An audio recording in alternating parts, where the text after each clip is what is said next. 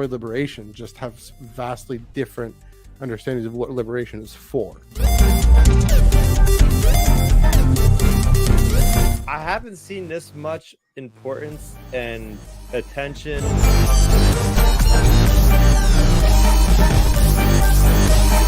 The story itself is a really wonderful, really great setup. Tractor beam has been engaged. Hello, everyone. Welcome to the Tractor Beam Comics Reviews, your one-stop shop for in-depth commentary and discussion on this week's Star Wars comics, and maybe from the last few weeks. We'll see. We're getting caught up. It is Wednesday, May 14th, 2025. It's the 20th week of comics in 2025, hurling toward the midpoint of the year. What a thought. I'm Matthew. That's Chris. Chris, how you doing this week? Oh man. That's a loaded question, man. We'll get there. As a Star Wars fan, I'm flying high. Yeah. It's been 24 hours since I watched those episodes, or at least I started them in. Yeah. It's like the best day for a Star Wars fan, honestly. We'll get into it. Yeah. It's been 1 hour and a half since I watched, so we'll get into why. Yeah, there we go. We're definitely gonna chat about Andor, but definitely got 3 comics on the docket. Before we do that, get the plugs out of the way. You can follow us on Blue Sky, Ion Cannon, also Twitter, Instagram, and Threads at Ion Cannon Pod. Also, follow everything Chris is up to on twitter.com/StarRaptor, StarRapter, and youtube.com/StarRaptor, StarRapter.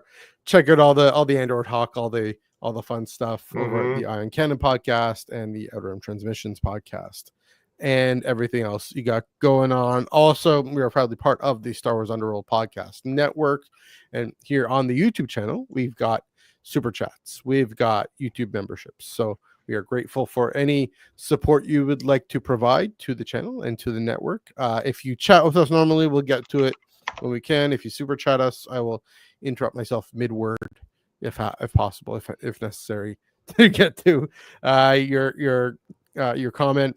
Also, the Discord server, Star Wars Underworld Discord server, the link in the description down below. Got some Andor spoiler chat in there, got some other chats all over the place, show chat to talk to Ben and Joel and everyone else around the network. We're all in there more or less, so check that out. Also, they've been having game nights and showing Andor nights, just Andor chatting while watching.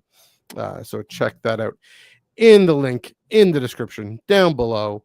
We'll get those plugs again at the end, but without further ado, let's get into this kind of quickly. We're both on our respective other podcasts going to talk in more detail as usual, but I will say I had to deal with an emergency situation last night, so I couldn't watch until literally 5 p.m. when I got off work today, and I put some dinner together and sat down and watched it tonight.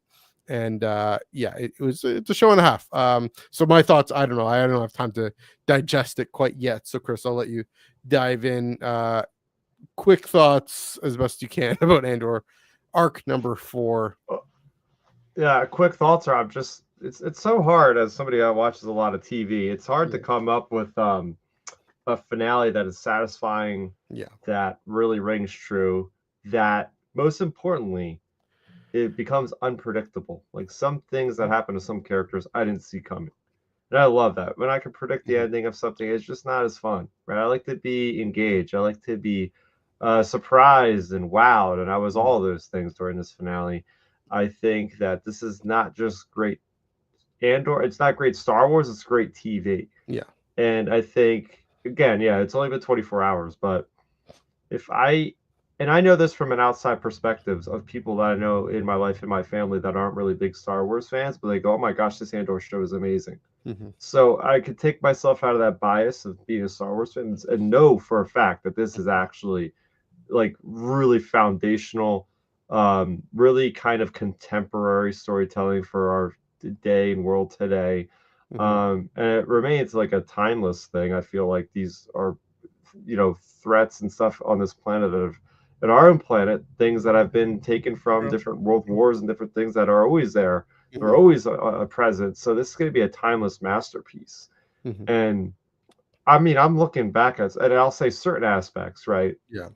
certain aspects of this show have never been done this well in Star Wars, period. I'm looking even at the original trilogy. Like there's so many moments in this show that just transcend Star Wars as a franchise and push this franchise in a bold new direction that I honestly never could have imagined this happening.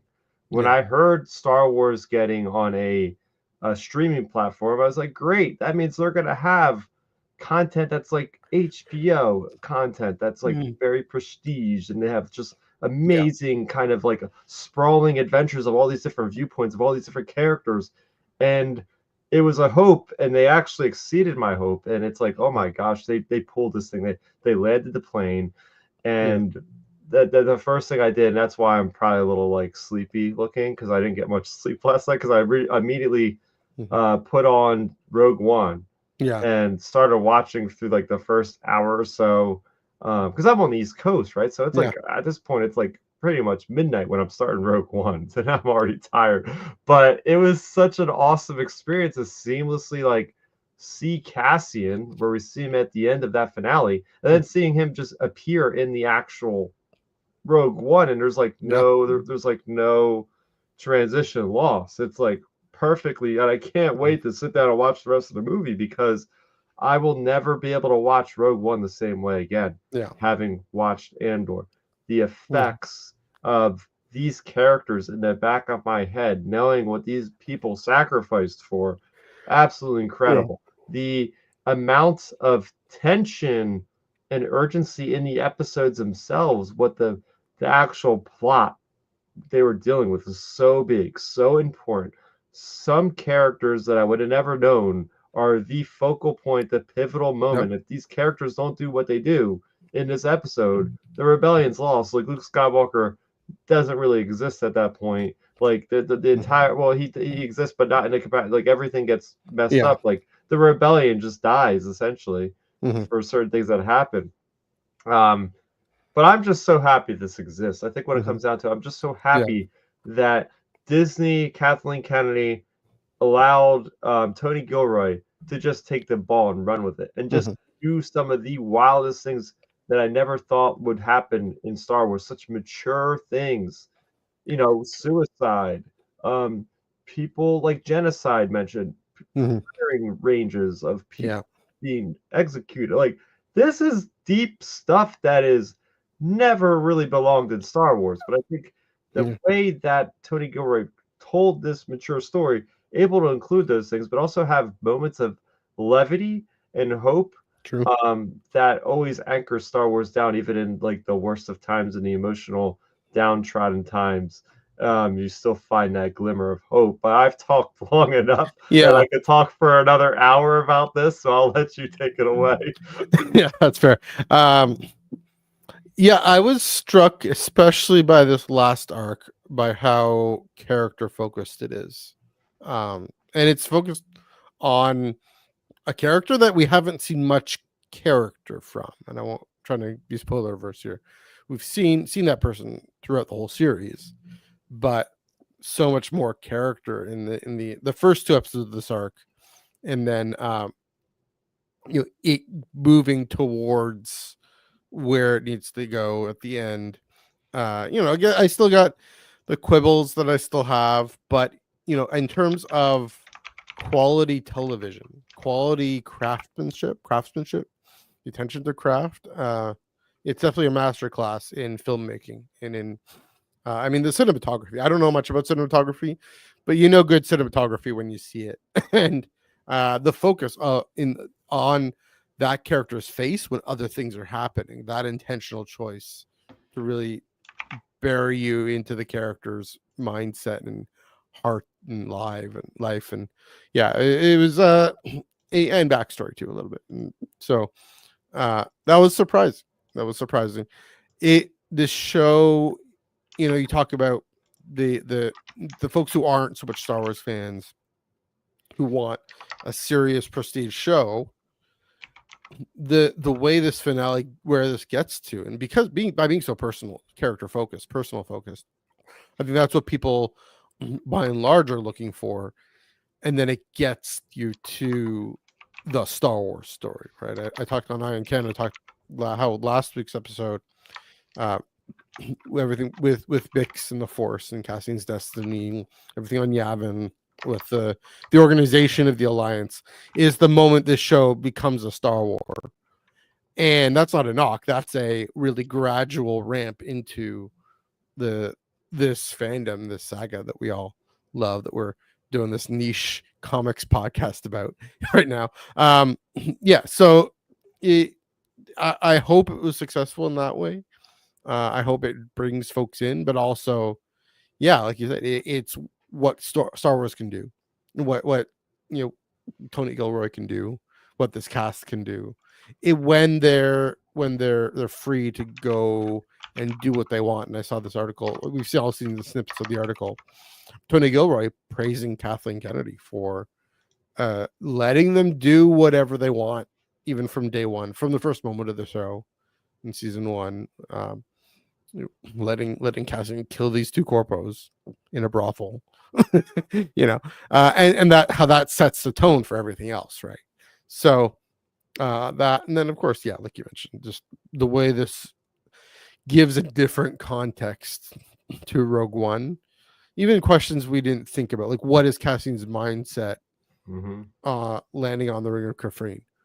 What does he know about all these other characters, all the other things that he encounters in Rogue One versus maybe what he encounters in the film itself? So yeah, definitely going to change the way we watch Rogue One, probably going to change the way we watch A New Hope.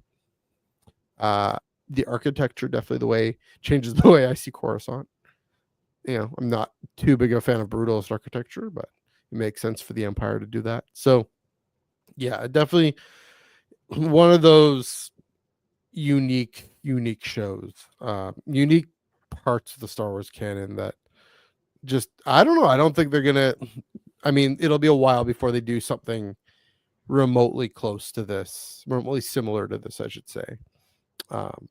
Yeah, and I mean, happy birthday, George Lucas. Gotta say, and this is where his brainchild has gone to. So yeah, kudos to Tony Gilroy and the Gilroys and everyone for being, and Kathleen Kennedy for ensuring that they're free to do this story, tell this story that is so relevant to our time. Definitely that third arc is the climax. That's all I'll say. But yeah, that moment with Mon Mothma in the Senate, just ringing in my ears. So yeah, the Senate speech. I would say with Star Wars, like I don't think I've been this emotionally invested in characters in story ever, because they're so human. Yeah, and the way they linger on that last shot, man, it got me, and I was like, damn. The last shot of Andor is just this shock where it's just like, you already were twisting a blade, a little bit earlier in the episode with conversation between Vel and Cassian, making an allusion and a reference, and then actually see it and go, oh no, like that's how we're ending it. Like, oh, good. And that's what I mean. Like, now that I watch Rogue One, I'm watching Cassian at the end there going, what's going through his head right now? Like, honestly, like, this is so tragic. It is so tragic.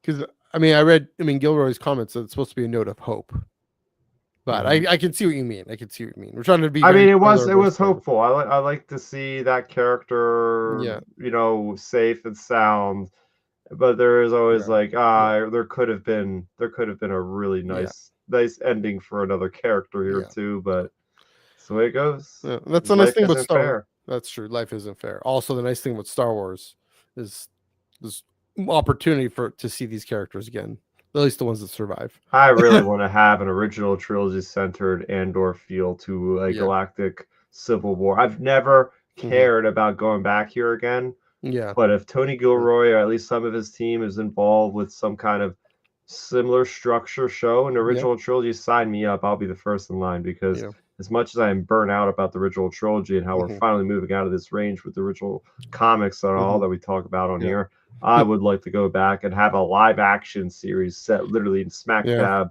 like the height of the galactic civil war, boots on the ground, scare feeling, but also spy espionage like we've been seeing the last 6 episodes. Like, give us that. Like, I'm just hoping that Andor, you know, it doesn't need to win, but like give it some more validity, winning a couple Emmys. That'd be great. You know, it's already been critically praised more than I think any other Star Wars thing right now. So come on, Lucasfilm. Like, I know Tony Gilroy does not want to really be involved anymore because obviously it takes its toll on you as a creator. You're kind of handcuffed for like a decade doing this one thing. So maybe somebody else can like fill in a gap. And that's what's really important about this Andor is that a show like this is going to inspire many creators. So many creators are looking out there, the avant-garde of our generation are looking out there going, you know, just like people would look up to George Lucas and started mimicking kind of what he did. I really hope that creators out there look at Tony Gilroy. So 20 years from now, maybe we will get that original trilogy Andor vibe show that's going to be set during that time. You know, it could happen. So and 20 years from now, we're going to remember Andor as what this is. It's as just this spectacular. So definitely. About that time. Give it 10, 20 years. You know, down the line for them to do that. We do need to go into different eras. We need to talk about some comics, but definitely, if you haven't seen Andor, go watch Andor. If you have seen Andor, stay tuned for Iron Cannon and Outer Rim Transmissions because we are going to dive in spoilery there on Sunday and Monday night. So keep it locked. All right. We got some comics to talk about from the sublime to the very all ages. Let's just say that. And going back a few centuries to the High Republic era, basically before Phase 1. Young Jedi Adventures Free Comic Book Day that came out, of course, May 3rd. And we're catching up still. This was Young Jedi Adventures Free Comic Book Day, written by Dave Scheidt. Cover art and cover by Andy Duggan. Colors by Dan Jackson. Letters by Comicraft's Tyler Smith and Jimmy Betancourt. Everyone's favorite Jedi younglings, Kai, Liss, and Nubs travel to a mysterious and smelly swamp where Master Yoda has set up an elaborate scavenger hunt. As the younglings look for clues, they find an unexpected friend and learn an important lesson about what it means to be a Jedi Knight. Now, we don't have to spend too much time on this one because it's a young, all ages, shorter comic. But I will say, you know, the MacGuffin story always, you know, it works. That's the thing, and it works. It also reminds me that it's a bit more of a younger audience type of story. You know, if you rely on a MacGuffin too much. But you know, it definitely works in this. I enjoyed the lesson of, you know, the thing about a MacGuffin is you're searching for something you don't have, but what you have, what you need, you already have. And you know, everything they pick up at the snack and the different things they run into. It's been a while since I read it, but you know, they go on this journey and it ends up being the thing that unlocks the next stage. And so for them to actually learn, for kids to learn, to not worry about are you there yet, but to enjoy the journey, and also to say, oh yeah, we'll be okay because everything we have, with a little resourcefulness, everything we need, we already have. And so they're always fun to see. Yoda with kids is always a fun moment. You know, we got that in High Republic Adventures Phase 1. We get that here. We get that in Attack of the Clones. It's fun. He's always been. It's also a reminder that you're never too old for your inner child, and never too old to connect with kids on their level.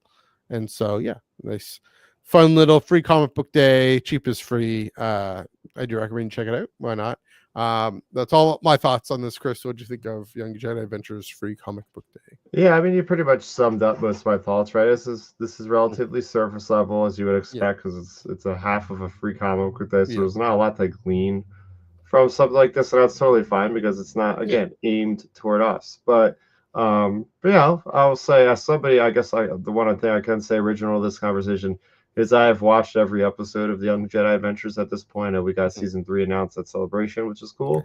So I will say that this, you know, expertly fills in the same vibe check for what that show is like. So again, it usually will teach a kid some kind of valuable lesson. Have some whiz bang action, fun creatures involved in there. And that's exactly what this story is. So, it's cool to get Yoda in there, of course, because as we've seen with the High Republic, he's always involved with bringing up the next generation of younglings. And it's, the artwork matches perfectly with what the show looks like. Characters are drawn very well. The coloring is very vibrant, as you would expect for something all ages. So yeah, fun story. Fun little story. I'll sit down with my nieces and give it a read with them at some point, because that's the most Star Wars my older niece has seen is Young Jedi Adventures, because she's there's a bit of trouble with Clone Wars, but yeah, Young Jedi Adventures she can do. So maybe this comic would be fun to give that a read as well. All right, we can move on to Jedi Knights number 3. This is written by Mark Guggenheim, art by Madabek Muzabekov. Oh, it's art by Madabek Muzabekov, let me tell you. And it's colors by Luis Guerrero, let me tell you. Letters, of course, by VC's Clayton Coles, and cover by Raza. Qui-Gon and Obi-Wan Kenobi battle giant monsters, all splash pages, all action. There is dialogue, but all splash pages, all action. The most unusual Jedi Knight's tale ever told. Qui-Gon and Obi-Wan defy death in an epic attempt to save the life of Senator Bail Organa on a planet full of skyscraper-sized monsters that have their appropriate Japanese name, Kaijura. Well, it's Kaijura. Yeah, come on. There you go. I'll let you take it away, Chris. Talk about the art. Talk about whatever you want. Yeah, I mean, I had to go to the comic store just to buy the physical have on the show, because as I mentioned, it's not fun for me to read splash pages with a PDF file. It just doesn't flow. So I like to make sure if it's a splash page. I mean, this makes perfect sense to have, kaiju are big, massive creatures. So if you're going to do a splash page comic that hasn't ever been done before like this in Star Wars comics, now would be the time. And that's what I really like about Mark Guggenheim and his approach to this series, is he has been exploring different genres. Each issue is kind of a one-off, but kind of connected in a way. So it really provides the real estate and the boldness to kind of do things that are a little bit off the beaten path. This is coming right off the heels of us with Benjamin Bratt, right? He's the one that plays Bail Organa. So it was very timely how they positioned this comic, because it just so happened I was watching him doing interviews with his role as Bail in Andor, and now I get to see Bail again with this. So very fun stuff there. And I will say this was the fastest comic I've ever read and absorbed, because it isn't very dialogue heavy. There's not any real depth. No offense to Mark Guggenheim. It's just a simple action adventure story. Okay, we got to get Bail off a planet. Okay, our ship crashed.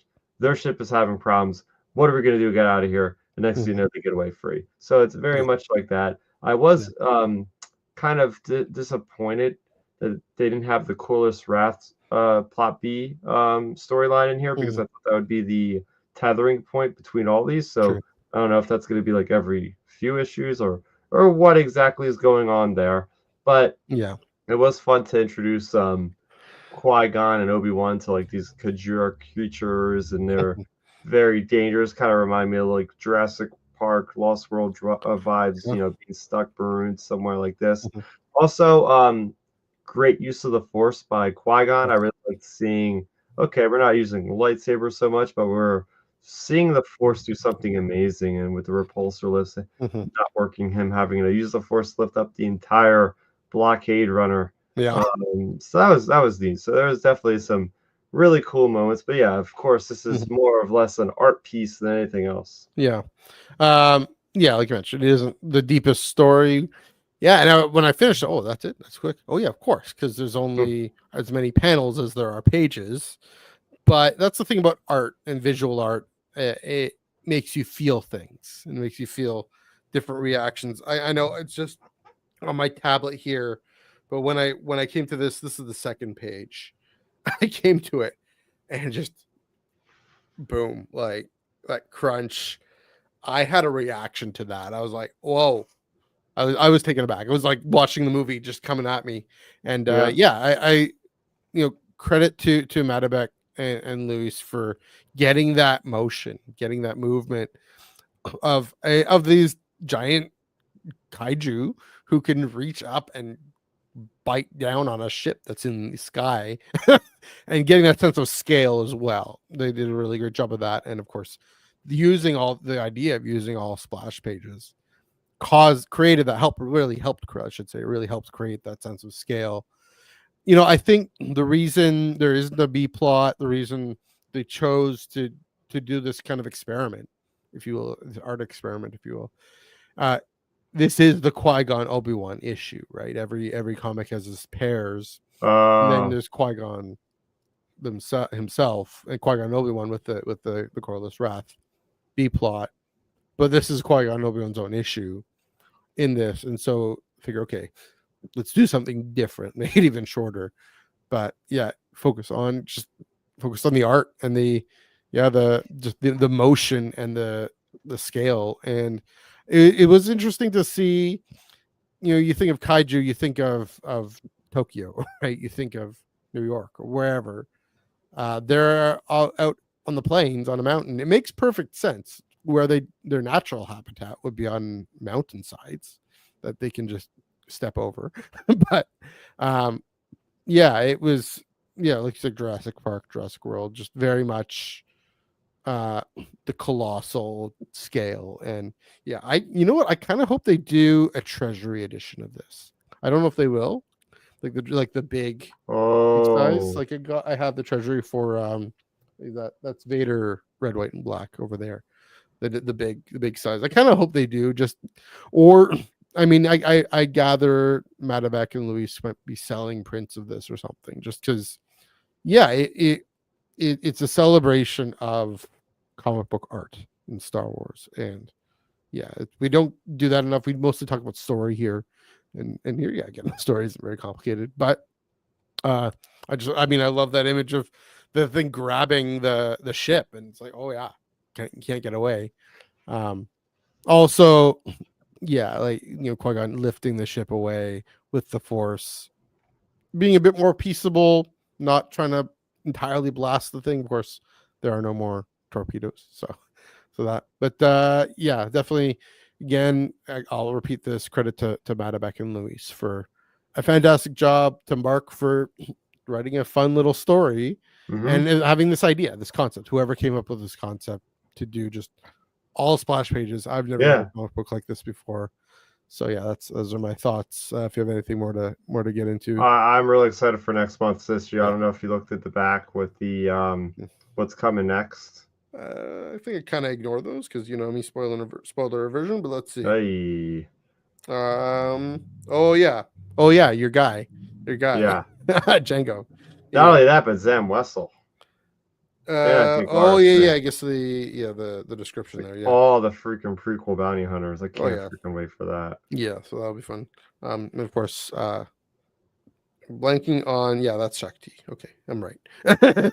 Yep. Togruta, fully grown Togruta. What a fully grown Togruta is supposed to look like. I'm not salty about that anymore, but that's a whole other thing about Book of Boba Fett and Ahsoka and Book of Boba Fett, Mandalorian. But looking forward to this. What's in store next for Jedi Knights number 3? All right, we're making good time. Ready to move on? Yeah. Let's move on to the Clone Wars. We're still in the prequel era. We're staying in the prequel era, more or less, this whole time. Back onto Bad Batch Ghost Agents number 3, written by Michael Morrissey, art by Reese Hannikin and Elisabetta D'Amico, colors by Michael Attier, colors by Comicraft's Tyler Smith and Jimmy Betancourt, and cover by Valeria Favoccia. After a daring operation on the planet Kessel, the Bad Batch have caught up with the masked thief who stole vital intel from Coruscant. But be careful what you wish for, clones, because this burglar is no ordinary crook.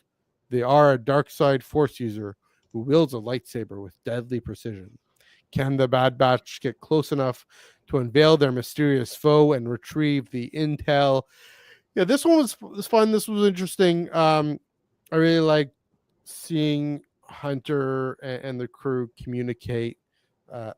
They're in different situations, different parts, and then they're able to meet up, get back together, and kind of the spy craft they're going on. It's Wrecker is kind of out of his element a little bit, but you can see him getting back into it. Tech being Tech, figuring it out. May he rest in peace and rise in the Force. Yeah, and so that was fascinating. What kind of struck me is, I mean, I completely forgot about the spoiler at the end of the thing. I did see the cover for number 4, right? I completely forgot who's this masked Force user with a red lightsaber. Who is that again? Oh, right, Ventress. Right. And so it was kind of effective. Well, actually, I kind of remembered halfway through. Wait, really? You didn't know that was Asajj? I forgot. Wait, we talked about Yeah, this we the last did. time we We reviewed did talk this about darn it. I thing. remember we talked about it with the armbands and everything, and the lightsaber. But then I The forgot. lightsaber hilts, yeah. Then I forgot, and then I remembered about halfway through. So Well, that's kind of fun because yeah, hey, the hardcores like us are like, oh, we Yeah. know that from the first time I've seen the character. Yeah. But I mean, I kind of wish overall they'd done a better job, because I think the idea is this reveal at the end of this comic would have been pretty stunning. But I kind of wish they hadn't spoiled it with the solicits for issue number 4 and the cover there. But yeah, it was an interesting read. Again, seeing the Bad Batch do their spycraft, come together as a crew again during the Clone Wars. Remember, this is getting back into this whole setting after watching all this Andor spycraft, seeing, oh yeah, Clone Wars Republic spycraft. It's kind of different players on the board here. And yeah, Ventress also, after seeing Tales of the Underworld, Ventress, well, right, she's a separatist. She's she's working for Dooku, working kind of with against Grievous a little bit.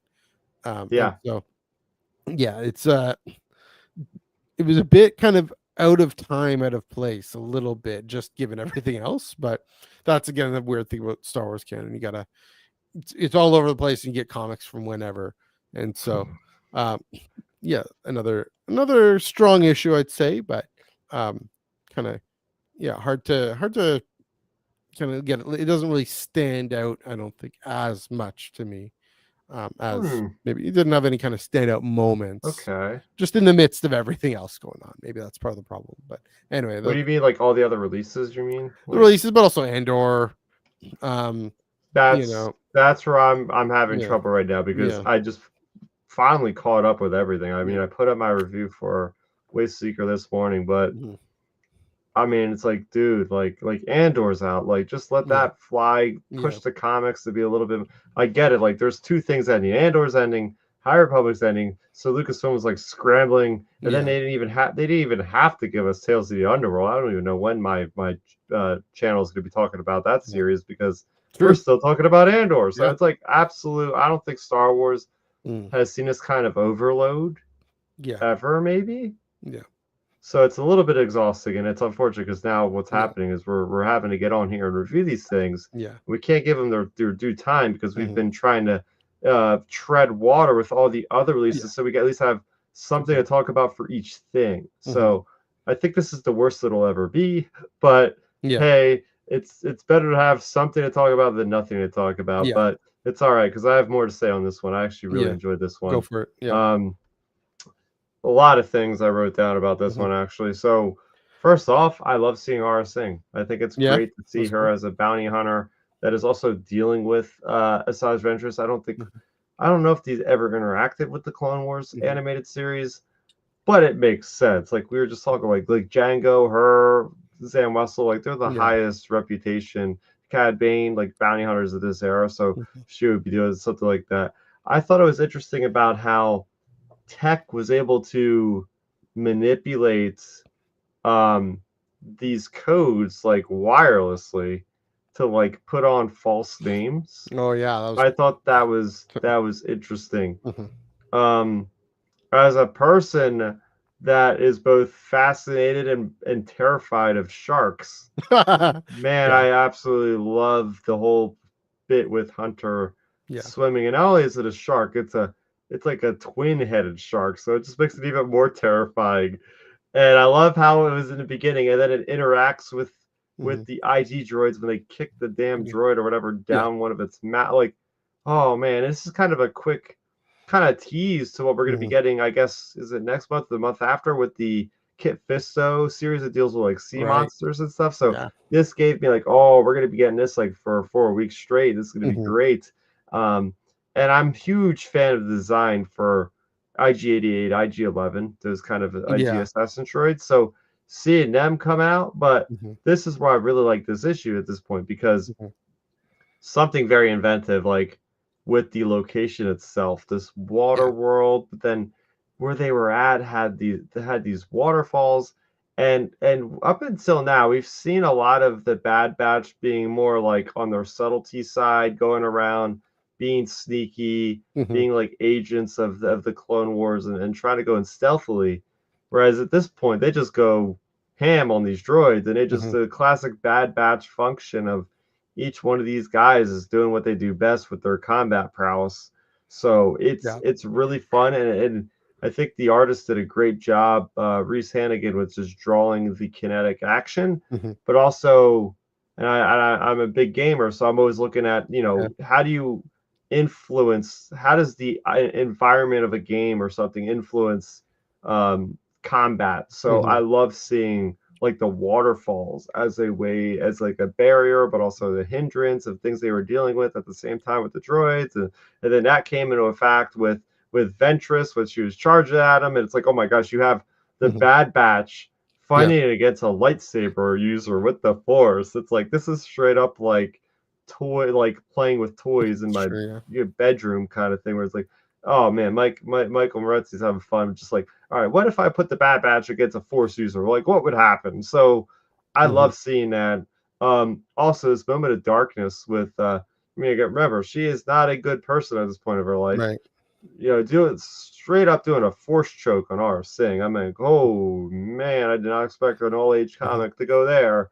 So that's what I love about these Dark Horse comics. I mean, IDW is fun, but I feel like Dark Horse is really nailing the all age comics on all Mhm. levels right now, between High Republic, between Bad Batch, between Poe Dameron Codebreaker, even between the original graphic novel of Qui-Gon Jinn. Yeah. I think they've been just on a great track record. They're not afraid to go a little bold from time to Mhm. time, even for their age range bracket, and I think it's paying off. Mhm. I don't know if it'll be as legendary for people that love the old EU Dark Horse comics. I know they were more skewed to be adult, but Yeah. I think for now this is doing a great job of feeling just distinct enough from the Marvel comics to Mm. be like their own feel. That's true. Um, it kind of getting a wider appeal of different generations. And that's the thing, right? I mean, we talked about this with High Republic Adventures, for example. Definitely not written down, but I think these younger characters are more accessible. Wrecker is kind of the younger character, a little bit goofier, and then this is more of kind of this spy, also MacGuffin-ish adventure, but yeah, like you said, with the list and Tech Yep. planting a fake list was a nice touch, nice little, the crew doing, yeah, like you said, what they do best. It was nice, you're right, to see them actually get into action and see what happens. I'm curious what next issue then. When Ventress is really unveiled and Ventress revealed is really the big tag. What she's up to, how she deals. I mean, if she directly confronts the Bad Batch, takes matters into her own hands now that no, all her contacts are kind of burned a little bit. So yeah, it's definitely building it up to it. I'm now thinking about it more. I get why they spoiled it so that fans of Clone Wars will check this out, check this comic book out. If they haven't already, I mean, it's Bad Batch.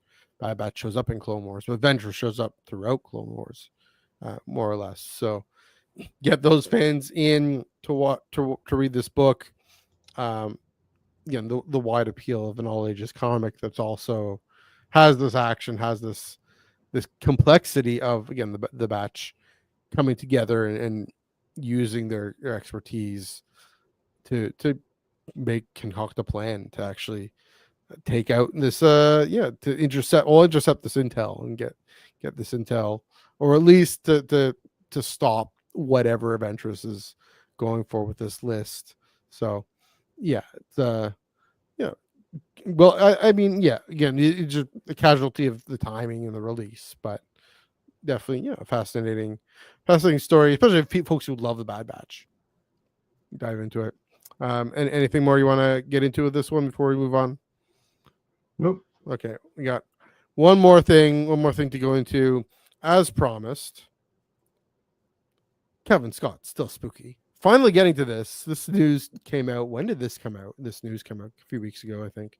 May 1st. So we're kind of not quite news anymore. But the website Fangoria, of all places, broke. I didn't hear of Fangoria, but anyway, broke that Kevin Scott's next Star Wars Halloween special will be Tales from the Nightlands. Tales from the Nightlands from Dark Horse again. With issue number 1 hitting comic book shops on September 3rd.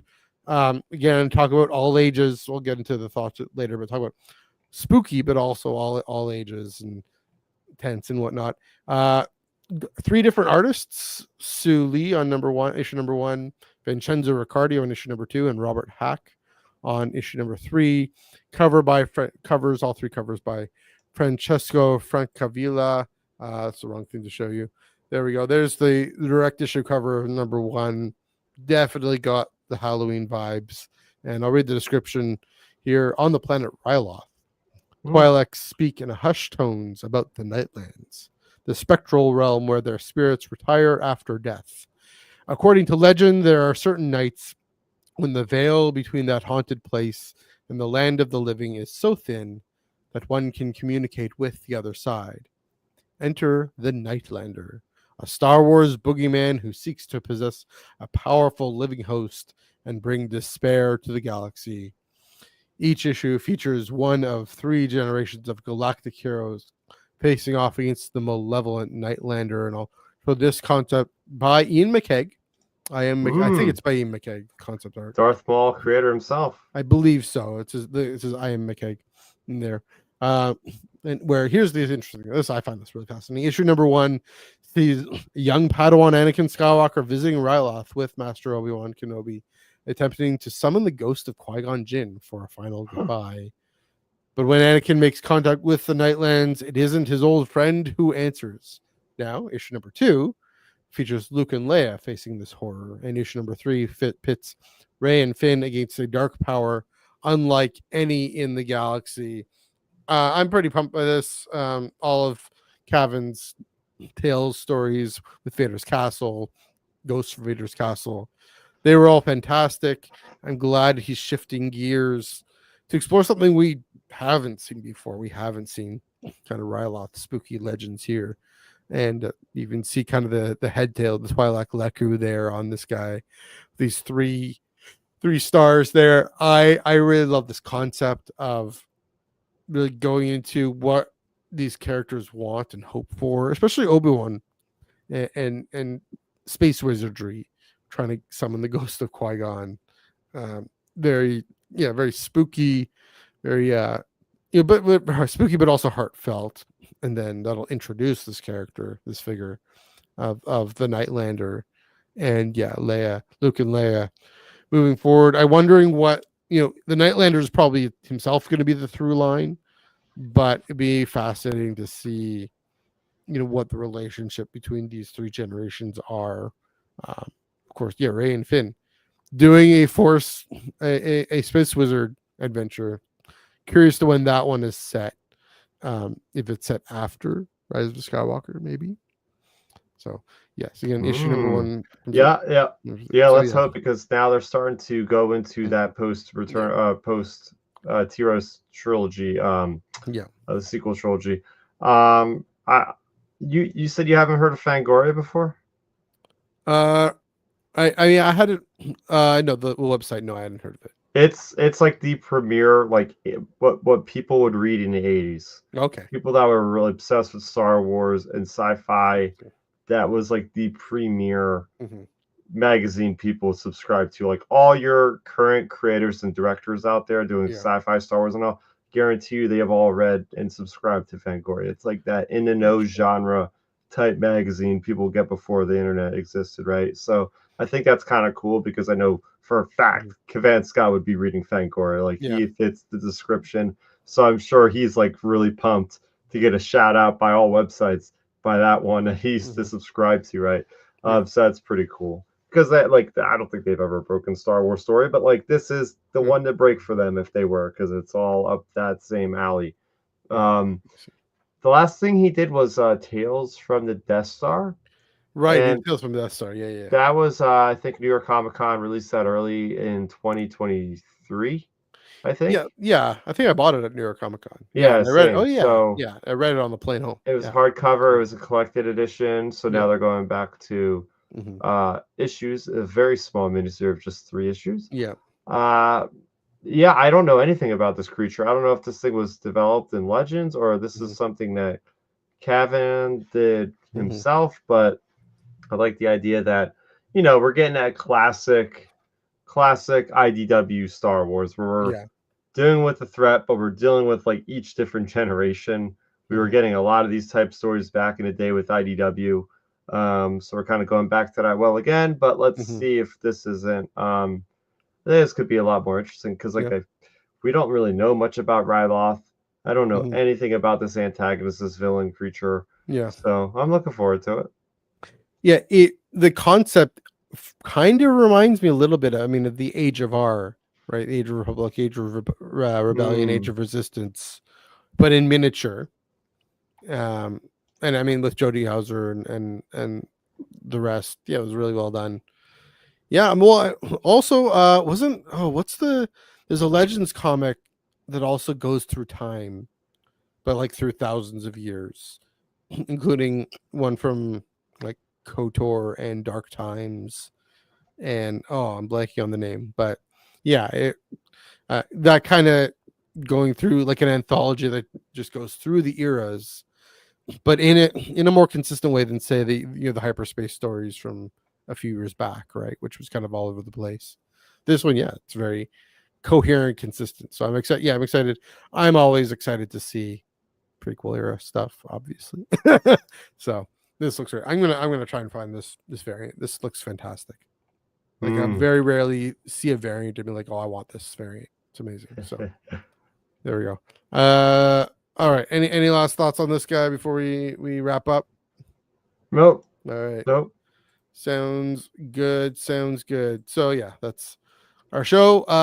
Talking about next week. We are still catching up. So talking about we completely forgot to do Fear of the Jedi number 3.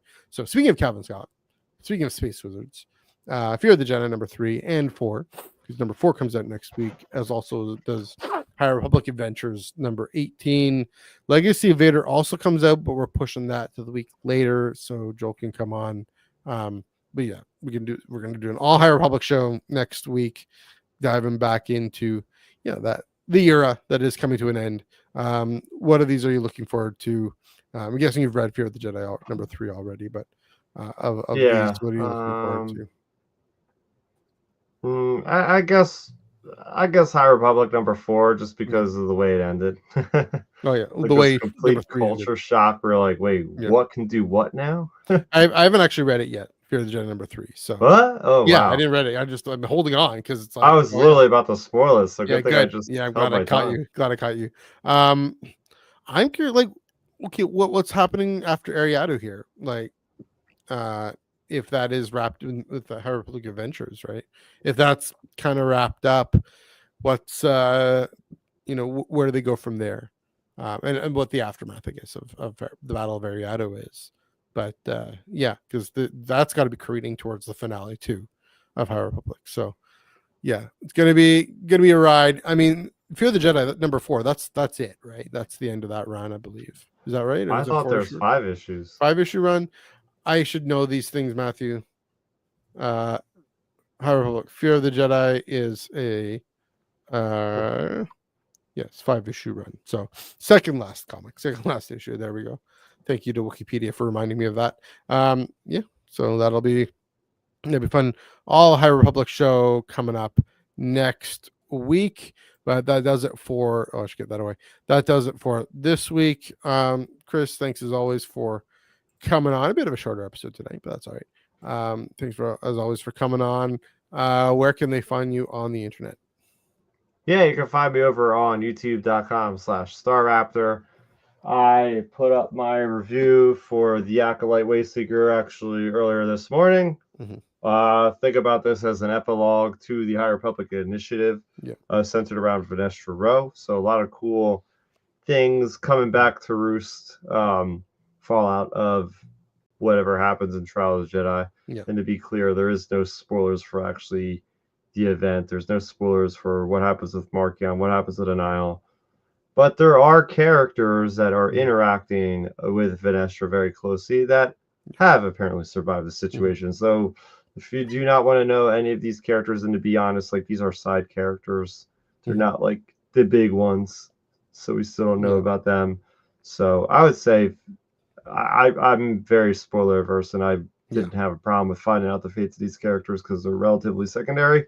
And it's fun to see that because now I'm like, oh, I wonder if we get more of them in Trials of the Jedi, see like them there. But anyway, so I really enjoyed the book. Very short book, 250 pages. Nice. We also have Valiant Val that reviews on the channel.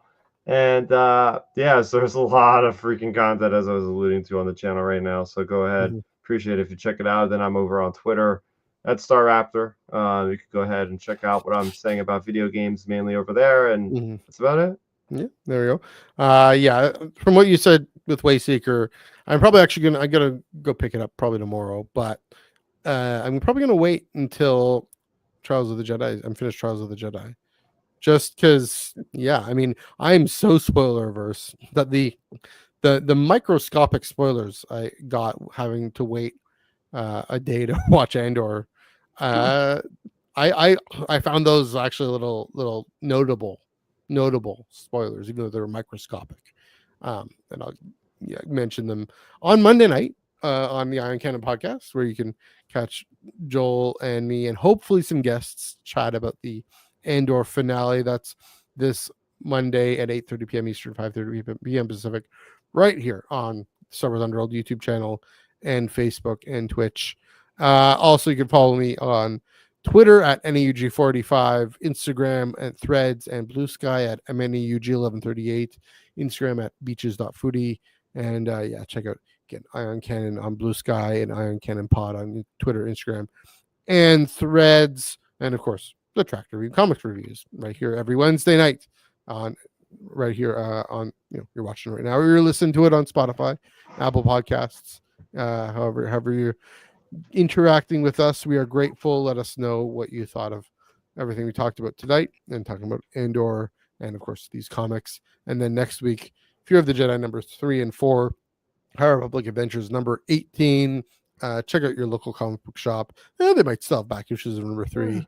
They will have number 4 and High Republic 18 hopefully in stock. Please do check that out. But until then, happy reading.